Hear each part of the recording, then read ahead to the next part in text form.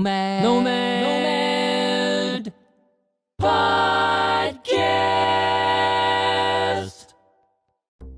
Hi, and welcome to Nomad Podcast. I'm your host, Sean Tierney. Psychologist Abraham Maslow proposed a framework for understanding human needs in the form of a pyramid structure. At the base of that pyramid are the most fundamental raw materials like water, breathing, sleeping, basal needs. But just one layer above that is a set of needs related to safety. Today we're meeting with Joey Karam, one of the world's most highly trained Krav Maga instructors. Joey is going to be talking to us about personal safety while on the road and things that we can do to avoid conflict in the first place and what we need to know when our safety is threatened and conflict becomes unavoidable. So we'll learn the difference between social and asocial violence, the different kinds of freezes that one can go through and things that paralyze us in the most inopportune moment and how to break out of those and much, much more. Joey runs a Krav Maga school in Newport Beach, California. That's where I met him.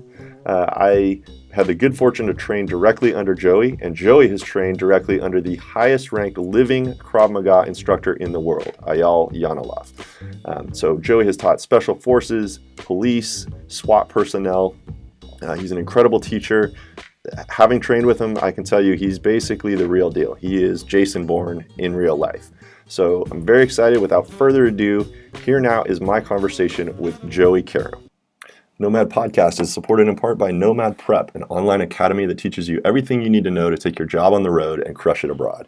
Enroll today at nomadprep.com/podcast and get your first 4 days of training completely free. Nomad Prep, take your job on the road and take on the world.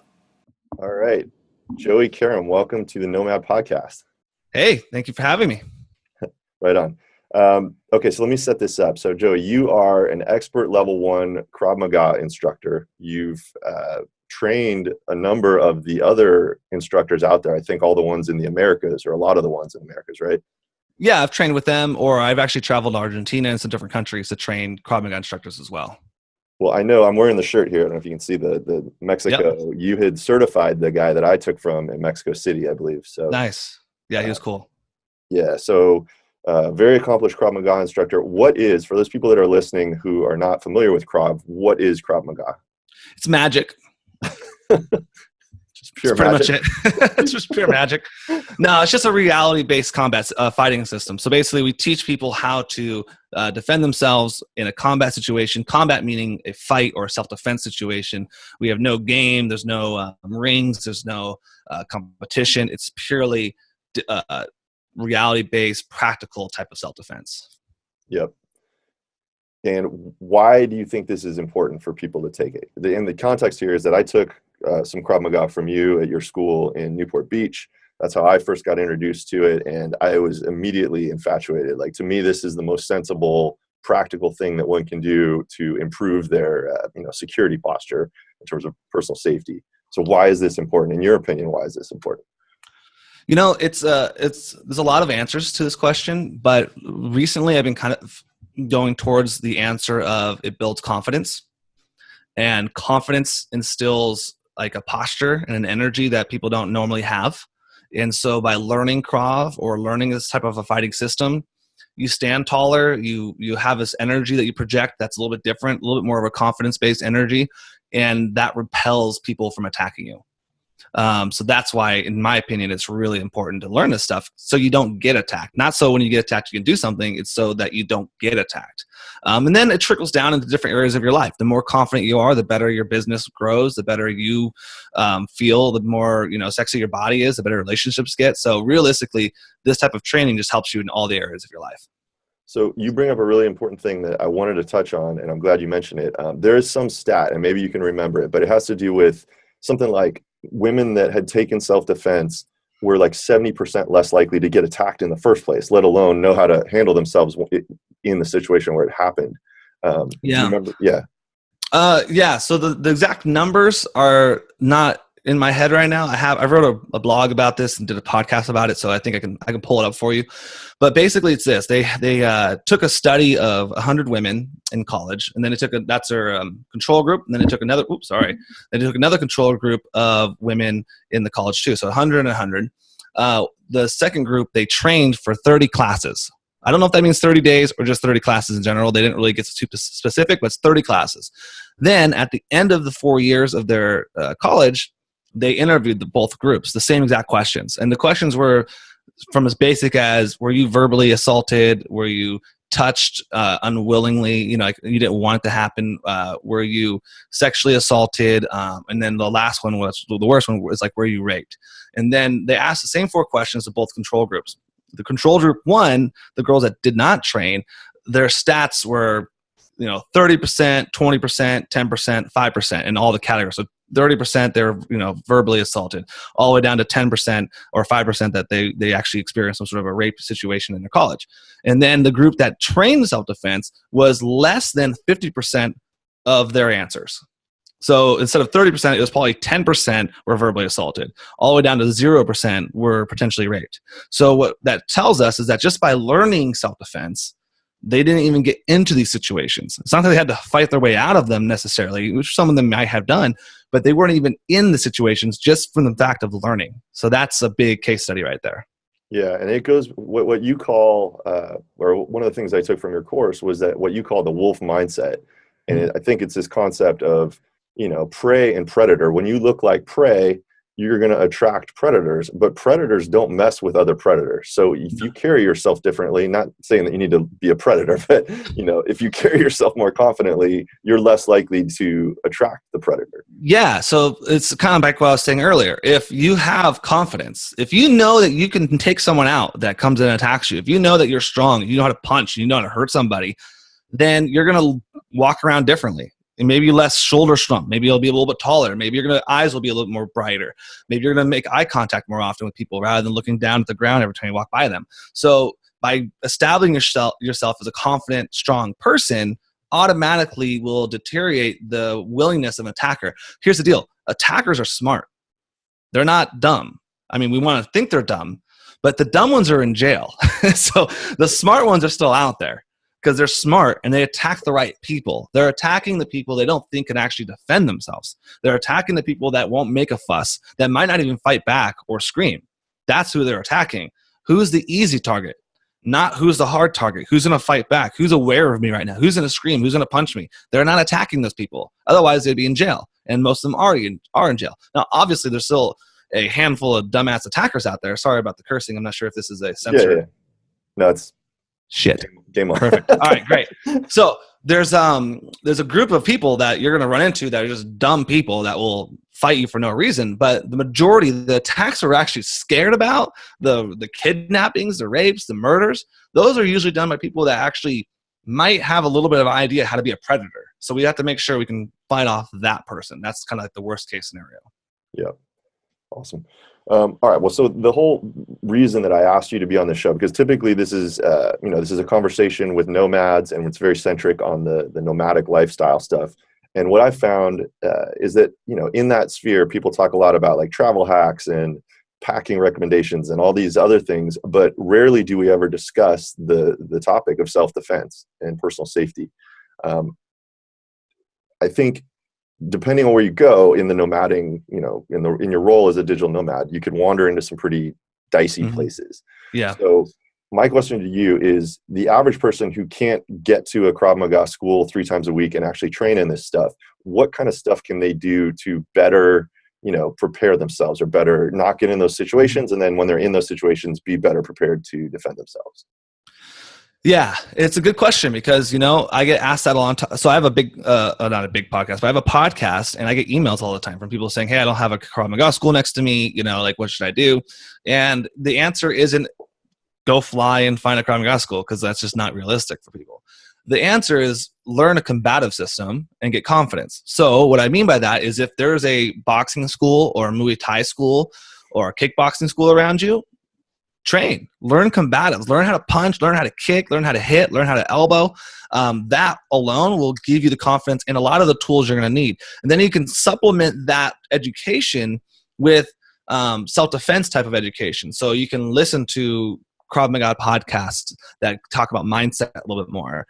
You can go to one of my instructors, Ayal. He has a website that has online training, which is video training. So you can go over there and learn some gun techniques and stuff like that if you want to. But you have to practice it. You can't just watch a video, then get a gun to your head in real life and assume you're going to be able to do it. So if you train a combative system and then supplement that with some education of self-defense, that's great. There's a lot of books out there. One's called Meditation of Violence. I love that book. It's a great one for like your psychology of self-defense. So for people that can't get their hands on a Krav Maga school, do some sort of a combative system, and that will help you a lot. And your students, I know you told me at least one story a long time ago, but like, of the students that have trained under you, are there any incidents that you're able to talk about that they've been able to avoid or deal with the training that they've learned from you? Yeah, I mean, I have a lot of case studies in that respect. But yes, so here's the deal. I would say out of the thousands of people we've taught, that a good 5% of them have been in an actual altercation of some sort. Whether, like, for example, I had a girl who trained with me just for like 2 months, and then her drunk ex-boyfriend broke into her house when she was on the couch and started choking her. And then she broke out of the choke doing one of our defenses, elbowed him in the chin, knocked him out almost. He hit the floor and she ran away and all that stuff. And that's great. We have a guy that had a gun held up to him and he was able to successfully get out of it. We had a guy who that's just been in regular fights, like altercations. But really, to me, those are just kind of like the outliers. Like, you don't really expect those to happen, and it's great. And we teach law enforcement. And let me tell you this: I used to train this special forces, special unit guy, and he would come in every week. And we would do a 2-hour private lesson, and every week he would have a story about how he was able to get out of or de-escalate or win a violent attack when he was undercover in this big drug lord gang, whatever. So it's interesting to see how everybody uses it differently. But the best case study is the people who get out of fights and de-escalate and don't even get into a fight, because that to me is more important than just teaching people how to fight so they can survive a fight.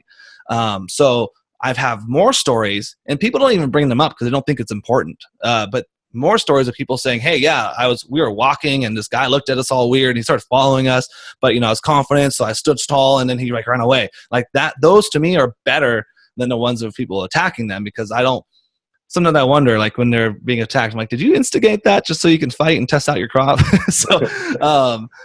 So yeah, there's hundreds of stories like that. But realistically, it's about the ones that don't get into a fight that are more important to me. And avoidance is way better.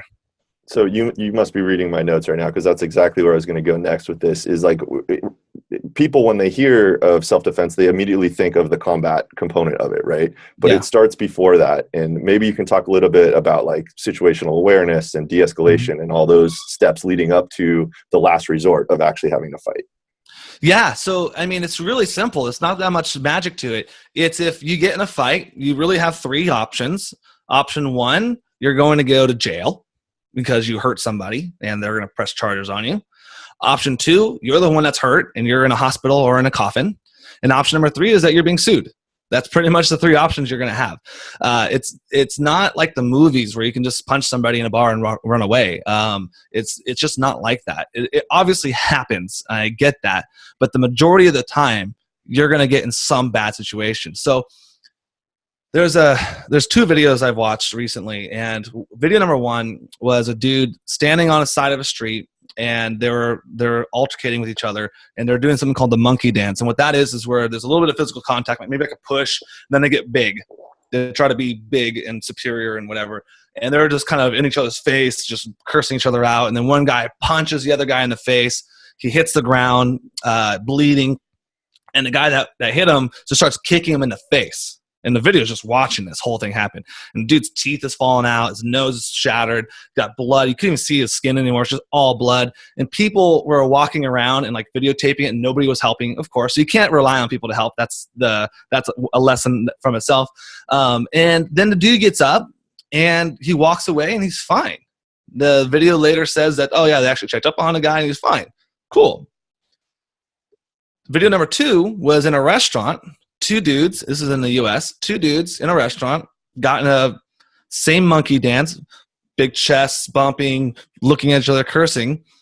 Little guy punches big guy falls, hits his head on the bar stool, convulses, starts shaking, and dies within 3 minutes. Yeah. Little guy that was there with his family in a restaurant is now in prison for 7 years for involuntary manslaughter. The moral of this lesson is that you just don't know what's going to happen when you get in a fight. So you need to avoid it at all cost. Really, if I would say there's two different kinds of people, the people that can avoid anything and the people that are going to get into anything. And if you can be the person that's going to avoid, you should be that person. If someone comes up to you and they're talking smack, cursing you out, that does not give you the right. Well, it kind of does, but you shouldn't want to get up and punch that person in the face. Because if you punch that person in the face, he falls down, hits his head and dies. You're now in jail for 7 years. Now, was that ego trip right there worth the jail time? Or you punch him in the face and he hits you back, pulls out a knife and stabs you in the throat. Is that worth the hospital time?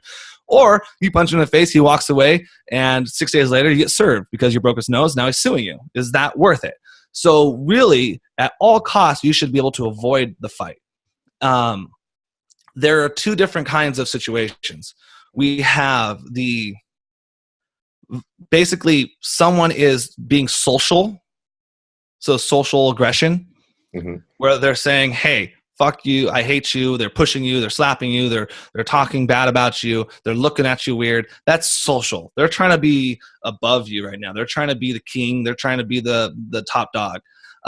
They're trying to prove something to themselves and to everybody else around them.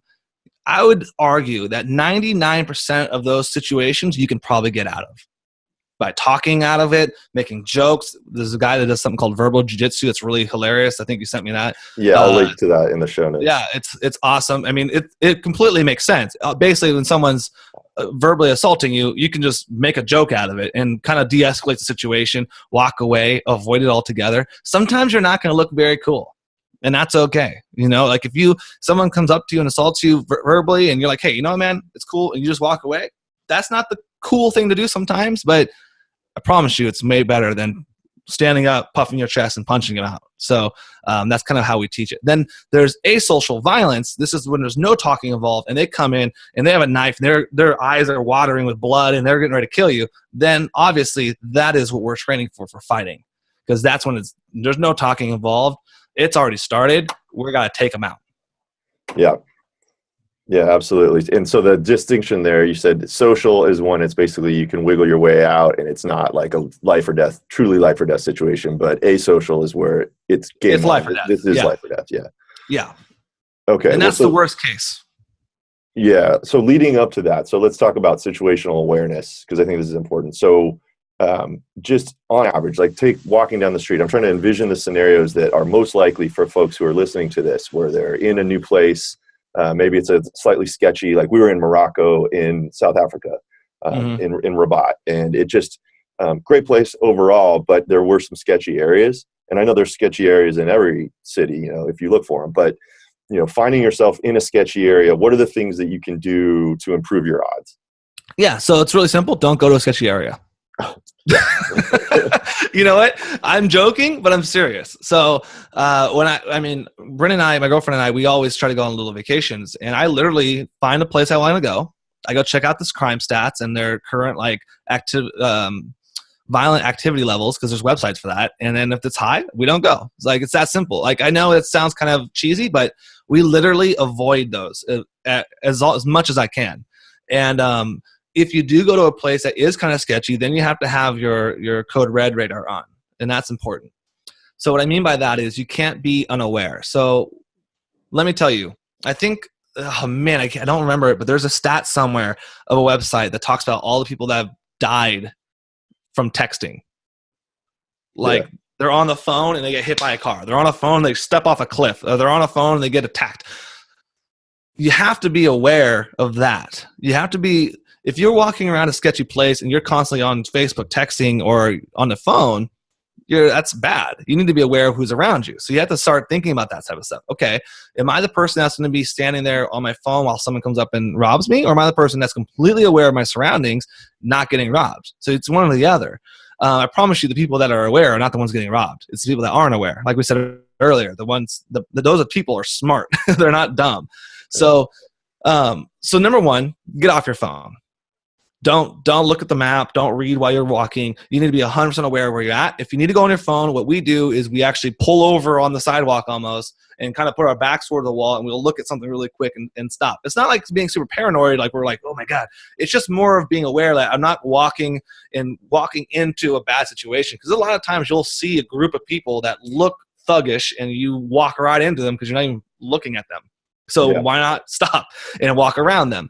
If you do see a weird, sketchy area, there's nothing wrong with going across the street and going to a store and walking around them and making it not so obvious, because you don't want to instigate something by you kind of avoiding them obviously, but you can unobviously do things by doing that type of stuff. Sometimes what I do, if I'm in a weird situation, is I'll pretend like someone's calling me and I'll pick up my phone, and that makes me do a rapid change where I'll walk a different direction or whatever. But as long as it's you're making sure that you're circumventing the situation without telegraphing weakness. It's not like you walk up to a group of guys, you open your eyes and you start looking around, then you slowly creep left and try to circle them, because that's just going to piss them off. So it's more about how do you make it not obvious that you're trying to avoid them and avoid them, Second things to do, or third, I'd say always have a fake wallet with you. I travel everywhere. I think I have it actually. I don't want to ruffles do things, but I have a little clip wallet that I have 3 expired debit cards on. They're expired. I have an expired license on it, and I have some euros in there, some cash, and I just keep that in my back pocket. And so if someone comes up to rob me, I am no longer in the mindset of, no, you can't have my wallet because it's got my passport, it's got my ID, it's got my credit cards, it's got my cash. I can't give it to you. And then you kind of freak out, and then maybe you jump into a situation you shouldn't jump into. Instead, pull out your fake wallet. It looks pretty damn real. Toss it to them. Back up, walk away, get out of there. There's no reason to jump into a knife. You most likely they're probably packing some sort of weapon. So there's no reason to fight over something so stupid. So I always carry a fake wallet with me every time we go on vacation, every single time. You can't really bring weapons, there's places. I've actually researched these rules. I was going to ask you about things like pepper spray and tasers and whatnot. At least here in Portugal, mace is illegal. You're not allowed to carry pepper spray. Dude, I brought a knife to Israel and I got taken down. We were going to the Wailing Wall, and I was with my buddy, and I had a knife in my pocket, and I pulled it out, and the army guys just grabbed me. And they threw me to the side and they started searching me. And they're like, you can't have this here. I was like, holy shit, dude. I'm sorry. I'm a tourist. I'm from America. We do whatever we want. So I'm just not used to this whole thing. And so that was a lesson. So every country is different.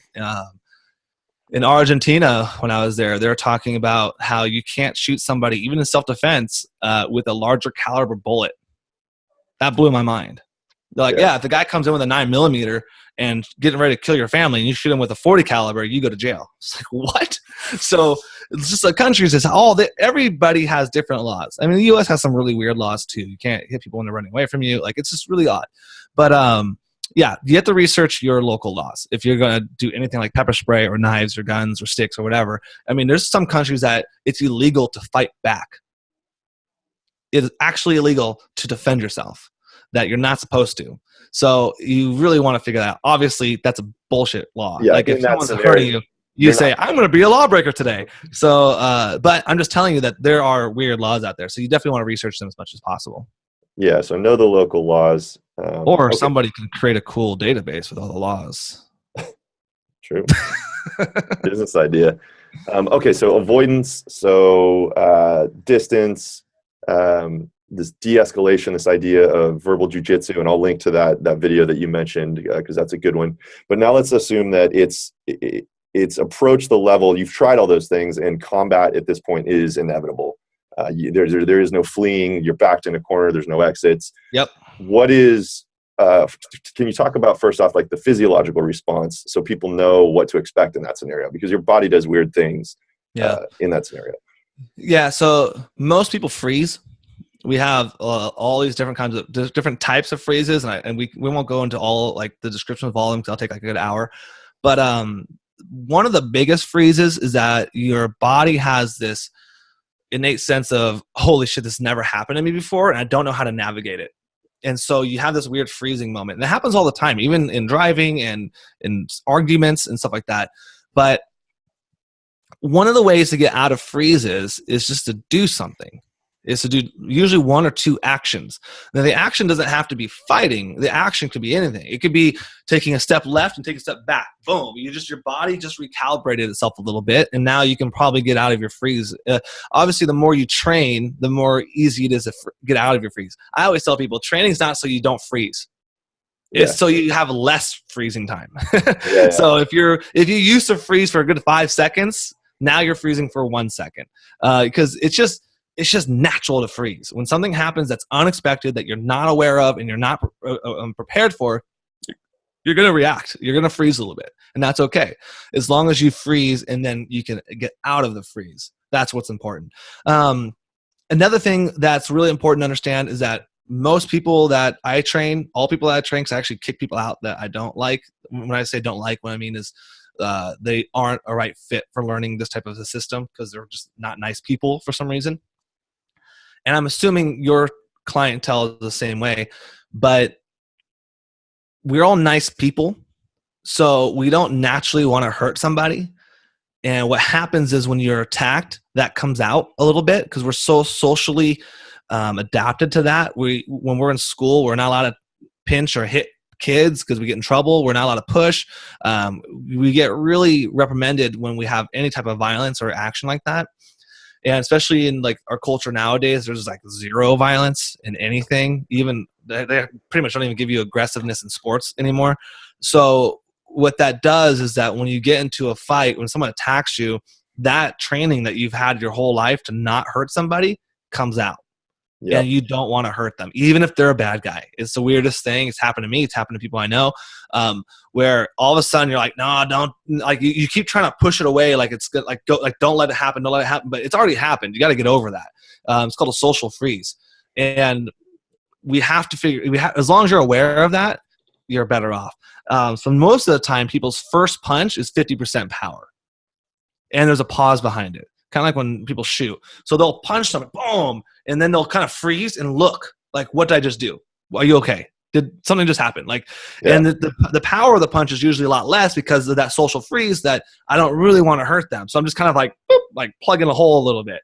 When in reality, if you went 100% on that first punch, you'd probably solve the whole problem right there. But a lot of people don't do that. So training helps you get out of that as much as possible. And also just mindset, just knowing that it's going to happen. If someone's approaching you and you go, okay, you know what? I know that I shouldn't hurt them, but I'm going to do it. If you just kind of make that distinction in your head, that's better. Now, that's physiological. The answer to the question of what happens when someone actually does approach you and what do you do and obviously without training from me for a year or two, it's super simple. Catastrophic damage. That's it. That's the answer. That's the magic sauce. If you can hurt them to a point to where you break a system in their body, they'll shut down. What I mean by this is sometimes punching somebody in the face isn't the answer because that's going to maybe hurt, but the adrenaline maybe not hurt. I've been punched in the face before. I didn't even feel it until the next day. The point is that if you can break somebody, break something, break a kneecap, break an elbow, break a trachea, break a nose, break a ball, pop one of them, pop the other one, who knows? If you can hurt them, that recircuits their brain to deal with the catastrophic damage. Does that make sense? Yep. Yeah, well, you call it take out the computer, right? Like it's the same concept. If you the take out the computer is 100% correct. That's kind of like the mind. This is kind of a tertiary, like a different. It's the same concept, but it could happen other places too. So if I break the elbow, it's obviously not the brain, but the brain is linked to the nerves in the elbow. And when I break the nerve that's in the elbow because I broke it, then the brain shuts down. So they're inherent, like you're saying the body is wired to like preserve itself. And so at that point, whatever aggressiveness, they intend to do you harm, but you've now just basically reprogrammed and prioritized, oh shit, I'm in trouble. Yes. That takes priority over me trying to do you harm. 100%. Yes. Yeah. So if you can hurt them to the point to where you damage them, you're gonna win that fight. I mean, think about it. If someone's getting ready to choke you or rape you or whatever, and you just kick out their kneecap and break it, and their knee turns opposite way it's not supposed to, they're not chasing you. They're not trying to fight you anymore. They're on their knee crying and yelling for help. So the goal is to turn it around on them and to be unrelenting. And we're talking about, don't forget, we're talking about pure self-defense, life or death situations right now. We're talking about the asocial violence, not bar fighting. We're talking about this person is going to kill you. Yeah. You have to be unrelentless to them. Just nonstop, unstoppable force of pain and damage to them. And that will get them to retreat. How does one know when it crosses that threshold? I mean, I guess, is this something that it becomes obviously clear when it moves from I can give them my wallet, I can get out of here, oh crap, I've given them my wallet and they're still coming after me. There's like a switch that flips, right? Where it goes to... I would hope so. I mean, the thing is with asocial violence is a lot of times you don't even know it's coming. I mean, this person's already raged and blood in the eyes and getting ready to come after you. Sometimes the scariest people are the quiet ones, the ones you don't even notice are there. And then all of a sudden it's too late and they're already stabbing you 3 times in the stomach. And then you got to turn on and start fighting them as long as your computer still works, your brain. Yeah. But then there's also stages too. So we're talking about maybe social violence turning into asocial violence. So maybe someone asking for your wallet and then wanting to kill you. And that is going to be, I would say it's going to be, everybody's going to be a little different on their boundaries. So what I teach people is to create boundaries as soon as possible. For example, let's talk about the give me your wallet situation. I've already gone through this 100 times in my head. Okay. We get approached. Someone wants my wallet. My first response is no. But if they're like, no, give me a fucking wallet. They pull out a knife. They're at a good distance. Okay. This guy's going to want something. So I got to do something. Otherwise, we're going to go hand in hand. And I might get stabbed. I might kill him. He might kill my girlfriend. Who knows what's going to happen. So I prefer not to fight like we talked about earlier. So I'll pull out my wallet. And I'm talking about I'm in the home right now. So I'm not in a different country with my fake wallet. I'll pull out the cash and I'll give it to him. It's like, no, fuck you. I want to give me your wallet. Okay. I'll pull out my credit cards. I'll give it to him. Why else would he want the leather on my wallet? If he still says I want your wallet, okay, I'll pull out my ID card and I'll give it to him. Now, if he wants my ID card, now we have a different issue. Yeah. So my ID is my personal trigger if everything else is failing because my ID has my address on it. So if he likes what's in my wallet, my credit cards, he likes the limit on my credit card, he likes the cash I just gave him, he may now, if he wants my debit card or my ID card, he now knows where I live and where he can find more of what was in my wallet. Yeah. And I have people at my house that I love, so I don't want him to be there. So that's kind of my tipping point. Yeah. Now, if he wants my ID card, now I'm going to have to talk him out. Like, hey, man, you don't need it. It's cool. I need this to do something, blah, blah, blah. And if he really gets persistent and starts to approach me, now we know, okay, this is now turning into a violent asocial situation because obviously he wants more than just money. Then you need to start thinking about attack mode. Now, other types of barriers and boundaries are good too of distance. So what I like to teach people is like, hey, what I do sometimes if someone's new is I walk up to them and I get really close to them. I just talk to them just casually, like not being threatening.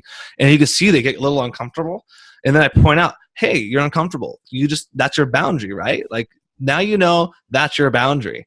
Now, how far away do you need to get from me, someone you don't really know, to feel comfortable? And they kind of back up, and they're good, like a little bit more than an arm distance away. I'm like, great. There's your boundary. If someone crosses that boundary, you turn on to attack mode. No matter what. Even if it's social aggression, if they cross that boundary, you no longer have the safety in your head that you're going to survive. You may need to turn on attack mode. Attack mode meaning maybe not kill them, but maybe throw that first big kick to the groin and back away. Maybe do some sort of a push and back away. The goal is to establish something to where if you establish it ahead of time, when it happens, you can trigger and go. Rather than in the moment, someone's approaching you and you don't know what your boundary is. And then your brain starts going, what's my boundary? Like, oh my God, they're getting close to me. And then you don't really know what to do. And then it's too late. Yeah. Because you're trying to problem solve in your head when you should just already have these preset boundaries. And that's going to help a lot too. Yeah. Well, there's a phrase I've heard. It says, you're not going to rise to the level of your most sophisticated training. You're going to fall to the level of like your most basic training that you've just, internalized from doing over and over again. Totally. Yep. Okay. Well, so assuming that whoever's listening right now is into this and they recognize the importance of this stuff and they want to, start learning some of this and do what they can, what's the best way for someone to get started? Is it like look up their local Krav Maga gym? Yeah, so if they're looking for self-defense and then to get some confidence and learn some of the stuff we're talking about, I would say first thing, look up a Krav Maga school. See where they're certified, make sure they're not just some bogus place. And that's hard to do sometimes too. But look up some Krav Maga schools. If there's none around, the next best thing is some combative type of schools. Combatives are punches and kicks and elbows. So joining a boxing club is great. Kickboxing, like real kickboxing, not like cardio kickboxing, is great. Muay Thai is even better because it's the art of 8 limbs. It's elbows and knees, and it's pretty gnarly. If you can't find any of that combative systems, then maybe the next best thing would be something like jiu-jitsu, like Gracie Jiu-Jitsu, which is a very good system. I like it a lot. It's not self-defense based though. Like their first thing is take someone to the ground and lock them up. Our first thing is to not take anybody to the ground, put them on the ground and get away from them. So it's very conflicting theories and ideology, but it's still a hands-on system and a hands-on sport that can get you some confidence. But that's why, to me, that's fourth down the line.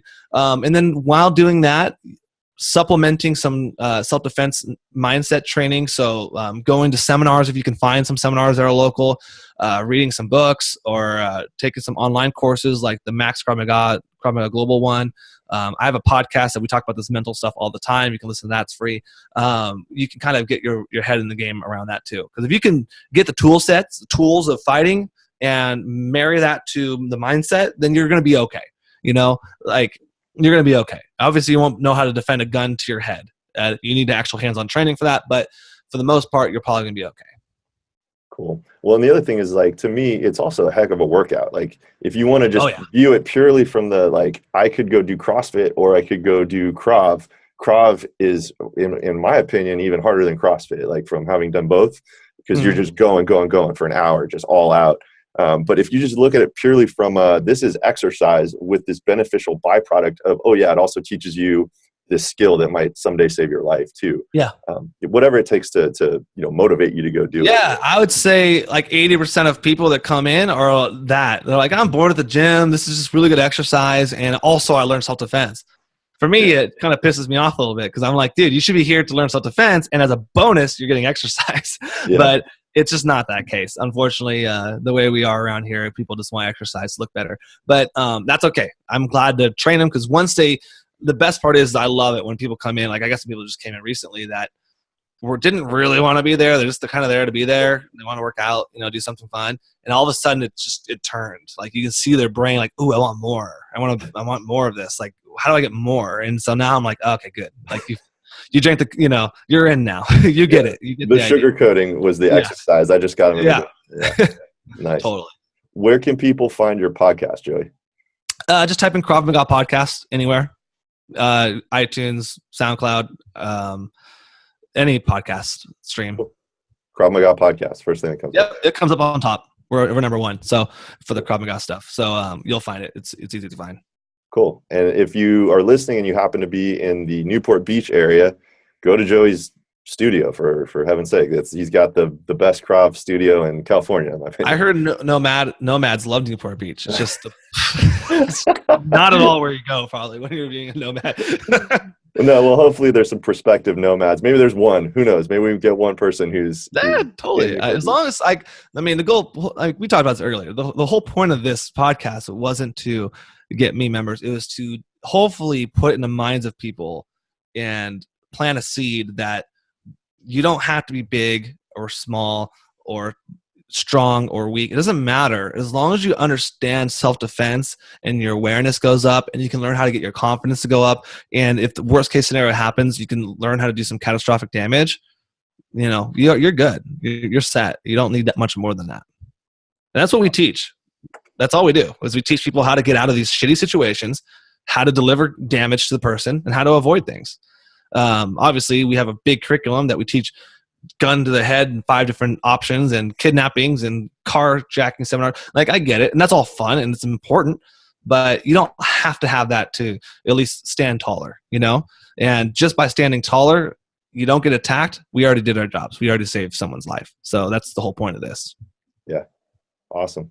I'm going to give you just a couple more questions. These are questions I ask every guest, and I know you're like a Tim Ferriss fan. What are, any resources that you read regularly? You mentioned a couple of like books on violence and whatnot. Like, what are Do you have any like sites or podcasts or anything that you listen to or read on a regular basis?